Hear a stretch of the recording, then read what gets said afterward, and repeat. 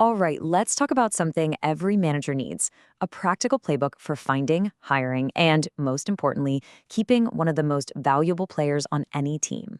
We call them the gorilla. We're going to break down exactly how to attract them, how to spot them in an interview, and how to manage them so they stick around. Let's dive in. This quote right here, it just hits the nail on the head. So many companies say they're desperate for stability and reliable people. But the moment a truly solid, dependable person, a gorilla, walks through the door, the company's own hiring process, full of hype and buzzwords, scares them right off. We're talking about the quiet pillars of your organization, and today we're going to figure out how to stop pushing them away. So, here's our game plan. First, we'll nail down who this gorilla actually is. Then we'll walk through how to attract them, how to spot them, how to onboard them correctly, and finally, how to keep them on your team for the long haul. First things first, before we can even think about finding a gorilla, we've got to have a really clear picture of who we're even talking about. A gorilla is not your typical charismatic, spotlight-hogging lion. Nope. They are the pillar of the team, the one holding the whole structure together. They're that quiet strength you can always count on. They're consistent, they're reliable, and they are all about getting the job done right, without any of the fluff or drama. So where do you find these folks? Well, they thrive in the roles that actually keep a company running. Think operations, logistics, back office coordination, maintenance, the essential backbone jobs. These are the people who make the system work, day in and day out. Okay, so now we know who we're looking for. The next big question is, how do we get their attention? It really all comes down to crafting a job offer that speaks their language and values their strengths. Just look at the difference here. Gorillas are not impressed by trendy, empty titles like rockstar or ninja. That stuff is a major turnoff.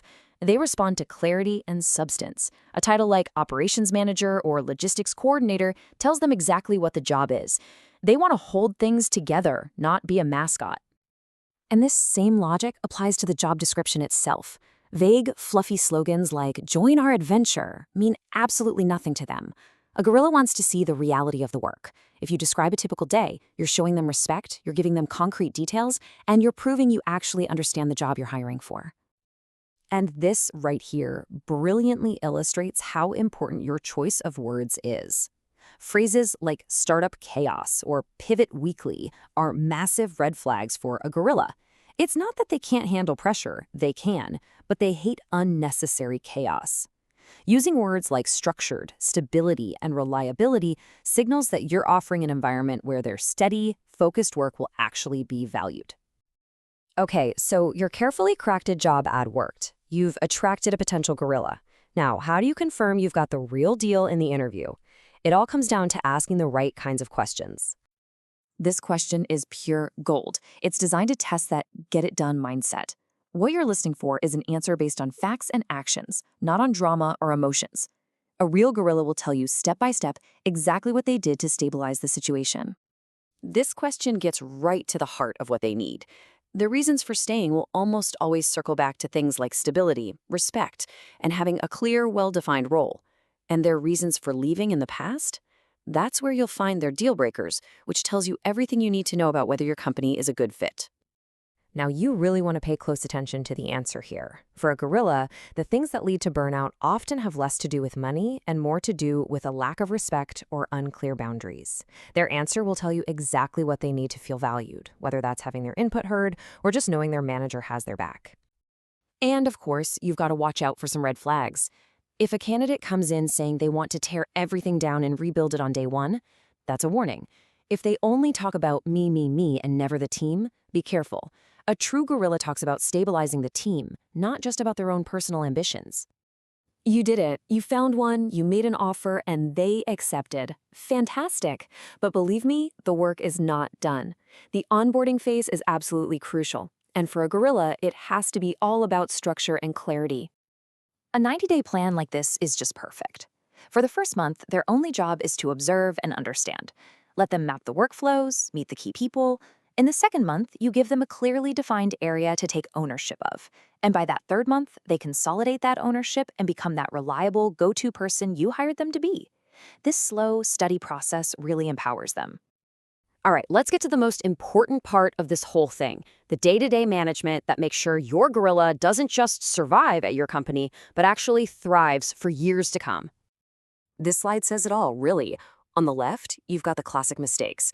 Turning your gorilla into the company's official firefighter for every little problem, or telling them, "We count on you," right before you cut their resources. That is the fastest way to burn them out.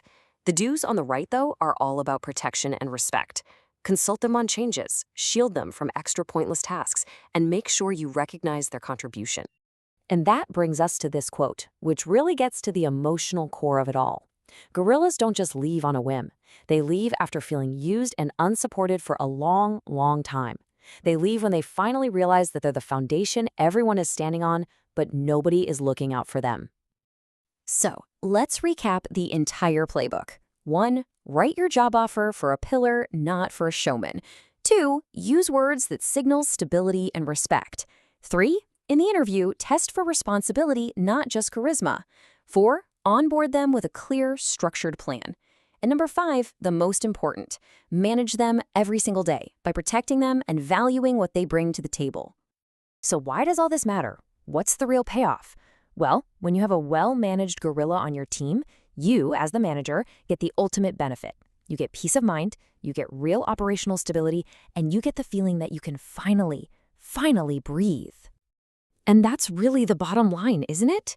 You can breathe because you know that someone solid, someone reliable is holding down the fort, while everyone else is off chasing the next shiny object.